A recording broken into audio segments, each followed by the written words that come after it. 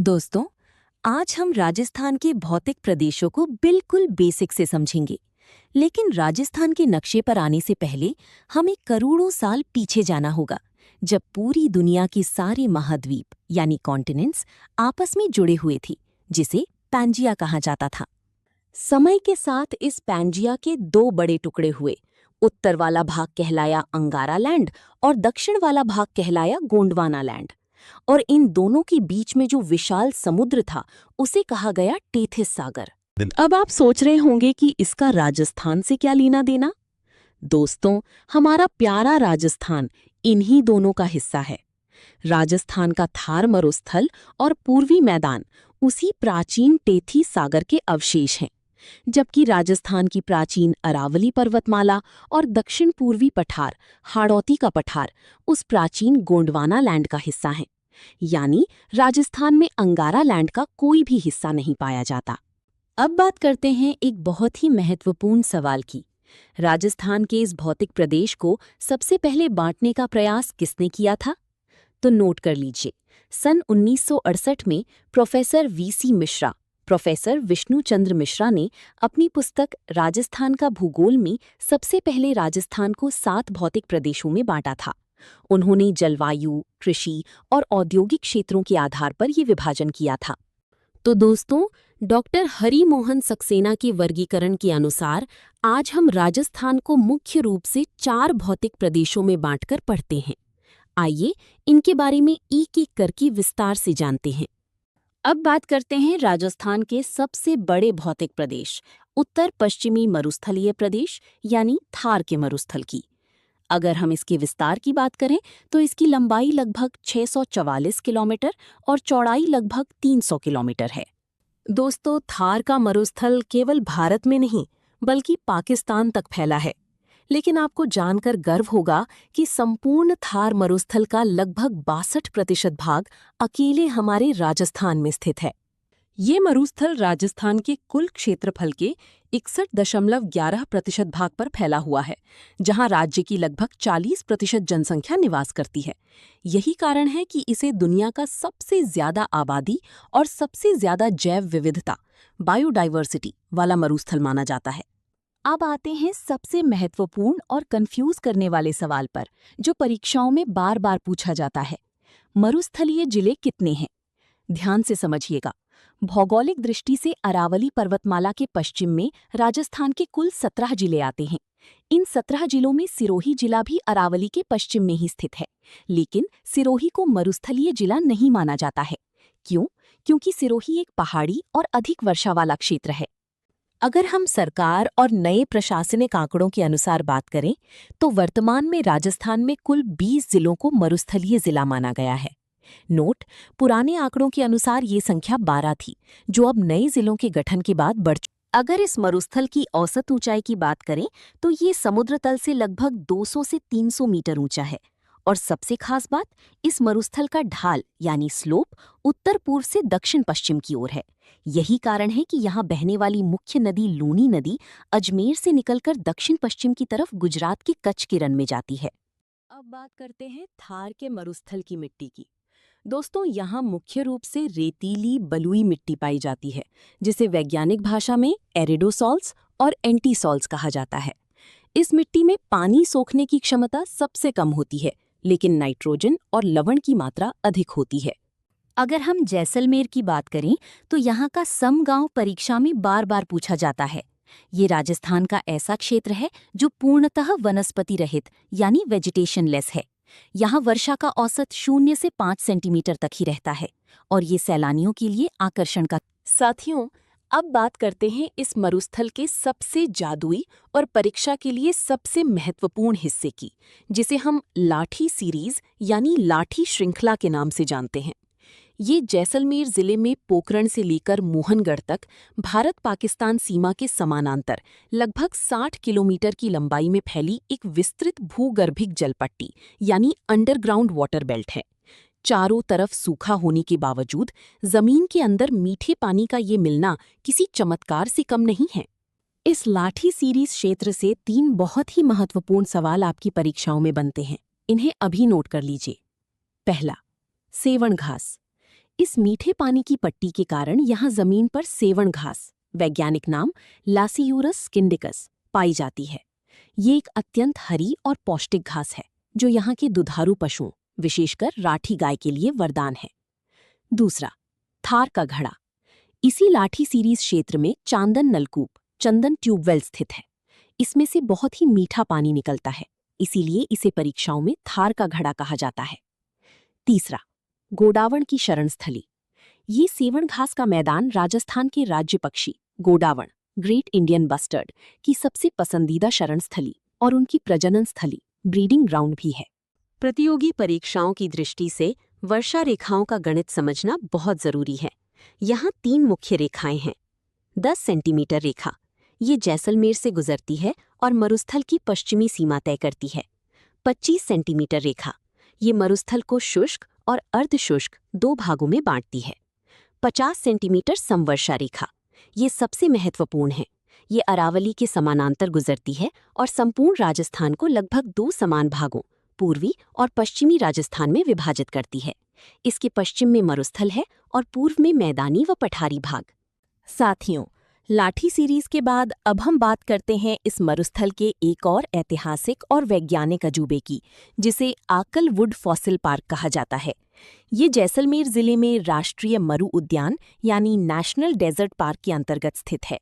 साथियों, जैसा कि हमने पहले बात की, 25 सेंटीमीटर समवर्षा रेखा इस पूरे पश्चिमी मरुस्थल को 2 मुख्य भागों में बांटती है। पहला भाग है शुष्क मरुस्थलीय प्रदेश और दूसरा है अर्धशुष्क मरुस्थलीय प्रदेश।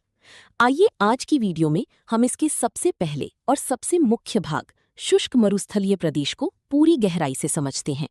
इस शुष्क मरुस्थलीय प्रदेश को ही असल में महान भारतीय मरुस्थल यानी द ग्रेट इंडियन डेजर्ट कहा जाता है। परीक्षा में सीधा सवाल आता है कि यहाँ की औसत वर्षा कितनी है, तो याद रखिएगा, इस क्षेत्र में औसत वर्षा 0 से 25 सेंटीमीटर के बीच ही होती है। यही कारण है कि ये राजस्थान का सबसे कम वर्षा प्राप्त करने वाला और सबसे सूखा इलाका है। साथियों, शुष्क मरुस्थल को समझने के बाद अब हम पश्चिमी मरुस्थल के दूसरे बड़े भाग अर्धशुष्क मरुस्थलीय प्रदेश की बात करेंगे, जिसे राजस्थान बांगर भी कहा जाता है। ये क्षेत्र मुख्य रूप से 25 सेंटीमीटर और 50 सेंटीमीटर समवर्षा रेखाओं के बीच स्थित है। इसका मतलब ये हुआ कि ये भाग शुष्क मरुस्थल की तुलना में थोड़ा कम रेतीला है और यहाँ थोड़ी अधिक वर्षा होती है। प्रतियोगी परीक्षाओं में सबसे ज्यादा सवाल इसके उपविभाजन से पूछे जाते हैं। अध्ययन की सुविधा के लिए इस अर्धशुष्क प्रदेश को उत्तर से दक्षिण की ओर 4 मुख्य भागों में बांटा गया है। आइए एक एक करके इन चारों को संक्षेप में और एग्जाम के नजरिए से समझते हैं। सबसे उत्तर में है घग्गर का मैदान, जो मुख्यतः श्रीगंगानगर और हनुमानगढ़ जिलों में फैला है। यहाँ बहने वाली प्राचीन सरस्वती यानी घग्गर नदी के बहाव क्षेत्र को स्थानीय भाषा में नाली या पाट कहा जाता है, जो परीक्षाओं में बार बार पूछा जाता है। दूसरा भाग है शेखावाटी क्षेत्र, जिसे आंतरिक जल प्रवाह का क्षेत्र भी कहते हैं। इसमें चूरू, सीकर और झुंझुनू आते हैं। यहाँ पाए जाने वाले स्थानीय कच्चे कुओं को जोहड़ या नाड़ा कहा जाता है और कांतली नदी के बहाव क्षेत्र को तोरावाटी कहते हैं। तीसरा और सबसे इम्पॉर्टेंट भाग है नागौरी उच्च भूमि। ये क्षेत्र समुद्र तल से थोड़ा ऊंचा है और यहाँ खारे पानी की झीलें जैसे डीडवाना, सांभर पाई जाती हैं। सबसे महत्वपूर्ण फैक्ट, नागौर और अजमेर के बीच पानी में फ्लोराइड की अधिकता के कारण लोगों की हड्डियां टेढ़ी हो जाती हैं। इसीलिए इस क्षेत्र को कूबड़ पट्टी या बांका पट्टी कहा जाता है। ये प्रश्न आरपीएससी का फेवरेट है। साथियों, नागौरी उच्च भूमि से जो सबसे गहरे सवाल बनते हैं वो यहाँ की 3 प्रमुख श्रेणियों से हैं। इन्हें अच्छे से समझ लीजिए। पहला, मकराना श्रेणी। ये क्षेत्र अपने विश्व प्रसिद्ध सफेद संगमरमर के लिए जाना जाता है, जिससे ताजमहल का निर्माण हुआ था। यहाँ कैल्साइट किस्म का बेस्ट मार्बल मिलता है। दूसरा, मांगलौज श्रेणी। नागौर का गोठ मांगलौज क्षेत्र जिप्सम के भंडार के लिए प्रसिद्ध है। इसे जिप्सम पट्टी भी कहा जाता है। तीसरा, जायल श्रेणी। ये सबसे खतरनाक पट्टी है, क्योंकि इसी जायल श्रेणी में पानी के अंदर फ्लोराइड की मात्रा सबसे अधिक है। इसी वजह से नागौर से अजमेर के बीच की इस पट्टी को कूबड़ पट्टी या बांका पट्टी कहते हैं, क्योंकि यहाँ के पानी के सेवन से लोगों की रीढ़ की हड्डी टेढ़ी हो जाती है। सबसे दक्षिण में आता है गोडवाड़ प्रदेश, जिसे लूनी बेसिन भी कहते हैं। ये लूनी और उसकी सहायक नदियों का अपवाहक क्षेत्र है, जो मुख्य रूप से पाली, जोधपुर, बालोतरा और जालौर जिलों में फैला है। साथियों, पश्चिमी मरुस्थल को और अच्छे से समझने के लिए हमें मरुस्थल के कुछ विशेष प्रकारों और शब्दावलियों को जानना होगा, जहां से सीधे परिभाषा वाले सवाल बनते हैं। भूगोल में बनावट के आधार पर मरुस्थल को 3 भागों में बांटा जाता है: इर्ग, हम्मादा और रेग। आइए इन्हें आसान भाषा में समझते हैं। सबसे पहले बात करते हैं इर्ग की। जब मरुस्थल में केवल रेत ही रेत पाई जाती है, यानी जो पूर्णतः रेतीला मरुस्थल होता है, उसे इर्ग या अर्ग कहा जाता है। हमारे जैसलमेर के समक्षेत्र में पाया जाने वाला मरुस्थल इसी का सबसे बड़ा उदाहरण है। दूसरा शब्द है हम्मादा। ये परीक्षा के लिए मोस्ट इम्पॉर्टेंट है। जो मरुस्थल पूर्णतः पथरीला या चट्टानी रॉकी डेजर्ट होता है, उसे हम्मादा कहते हैं। हमने पहले बात की थी कि पोकरण, फलौदी और बालोतरा के बीच जो बालू का स्तूप मुक्त प्रदेश है, वो असल में यही हम्मादा मरुस्थल है। तीसरा प्रकार है रेग। ये इर्ग और हम्मादा का मिश्रण होता है, यानी ऐसा मरुस्थल जहां रेत के साथ साथ कंकड़ और पत्थर भी मिले हुए होते हैं, उसे मिश्रित मरुस्थल या रेग कहा जाता है। इसके अलावा 3 और शब्द हैं जो बार बार पेपर में पूछे जाते हैं। प्लाया झील। प्लाया मरुस्थल में तेज बारिश के कारण रेत के टीलों के बीच जो अस्थायी मीठे या खारे पानी की झीलें बन जाती हैं, उन्हें प्लाया कहते हैं।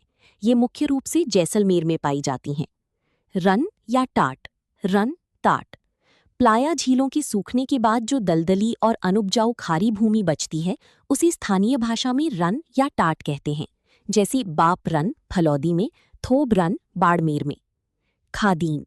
खादीन जैसलमेर के पालीवाल ब्राह्मणों द्वारा प्लाया झीलों के किनारे की जाने वाली।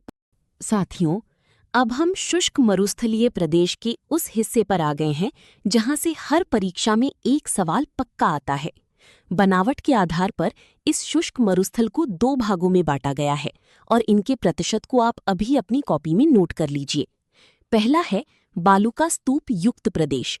ये कुल शुष्क मरुस्थल का 58.50% भाग है, यानी यहाँ चारों तरफ रेत के बड़े बड़े टीले पाए जाते हैं। दूसरा है बालू का स्तूप मुक्त प्रदेश। ये कुल शुष्क मरुस्थल का 41.50% भाग है, जो पथरीला है और यहाँ रेत की टीले नहीं मिलते। मरुस्थल में पाए जाने वाले इन विशाल और लहरदार रेत के टीलों को स्थानीय भाषा में धोरे या धरियन कहा जाता है। इन धोरों की एक बहुत बड़ी विशेषता है इनका स्थान बदलना। परीक्षा में पूछा जाता है कि बालूका स्तूपों का सर्वाधिक स्थानांतरण, यानी एक जगह से दूसरी जगह खिसकना, किस समय होता है? तो याद रखिएगा, मार्च से जुलाई के महीनों में मरुस्थल में सबसे तीव्र गति से हवाएं और आंधियां चलती हैं, जिसके कारण ये धोरे बहुत तेजी से अपना स्थान बदलते हैं और इसी को हम रेगिस्तान का मार्च भी कहते हैं। साथियों, मरुस्थल में चलने वाली हवाओं की दिशा, उनकी गति और रास्ते में आने वाले अवरोध ऑब्स्टिकल्स के आधार पर रेत के टीले अलग अलग आकृतियों में बदल जाते हैं।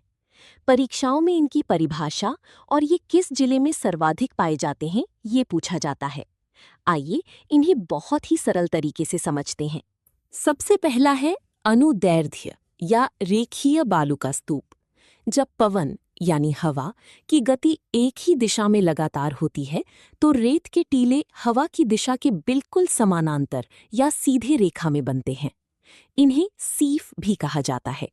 ये मुख्यतः हमारी जैसलमेर, बाड़मेर और दक्षिण पश्चिमी जोधपुर में पाए जाते हैं। दूसरा प्रकार है अनुप्रस्थ बालू का स्तूप। जब हवा के मार्ग में कोई रुकावट आती है या हवा के बहने की दिशा के बिल्कुल समकोण 90 डिग्री का कोण पर जो टीले बनते हैं, उन्हें अनुप्रस्थ कहते हैं। ये मरुस्थल के पूर्वी भागों जैसे बीकानेर, हनुमानगढ़, चूरू और झुंझुनू में बहुत देखने को मिलते हैं। तीसरा और परीक्षाओं का सबसे पसंदीदा टॉपिक है बरखान। ये अर्धचंद्राकार यानी क्रेसेंट शेप्ड आकृति के होते हैं। जब हवा की गति तेज और अनियमित होती है, तब ये बनते हैं। ये मरुस्थल के सबसे गतिशील यानी मोस्ट डायनामिक टीले हैं, जो बहुत तेजी से आगे बढ़ते हैं। इसीलिए ये रेगिस्तान के मार्च यानी विस्तार के लिए सबसे ज्यादा जिम्मेदार और नुकसानदेह माने जाते हैं। चूरू का भालीरी गांव इसके लिए पूरे राजस्थान में प्रसिद्ध है। चौथा प्रकार है पैराबोलिक बालू का स्तूप। इनकी आकृति महिलाओं के बालों की क्लिप या हेयर पिन जैसी होती है। ये बरखान के बिल्कुल विपरीत यानी ऑपोजिट बनते हैं, जहां वनस्पति के अवरोध के कारण रेत जमा होती है। खास बात यह है कि ये स्तूप राजस्थान के मरुस्थलीय भाग में लगभग सभी जिलों में पाए जाते हैं। पांचवा है तारा बालू का स्तूप। जब हवा की दिशा निश्चित नहीं होती और हवा चारों दिशाओं से अनियमित रूप से चलती है, तो रेत एक तारे यानी स्टार की आकृति ले लेती है। जैसलमेर का मोहनगढ़ व पोकरण और श्री गंगानगर का सूरतगढ़ इसके सबसे बेस्ट उदाहरण हैं। और आखिरी है सब्र काफीज। मरुस्थल में पाई जाने वाली छोटी छोटी झाड़ियों और घास के अवरोध के कारण जो बिल्कुल छोटे छोटे रेत के ढेर या टीले बन जाते हैं, उन्हें भूगोल में सब्र काफीज या नेबखा कहा जाता है। साथियों, अब हम शुष्क मरुस्थल के दूसरे महत्वपूर्ण भाग बालुका स्तूप मुक्त प्रदेश को समझेंगे, जिसका विस्तार कुल शुष्क मरुस्थल का 41.50% है।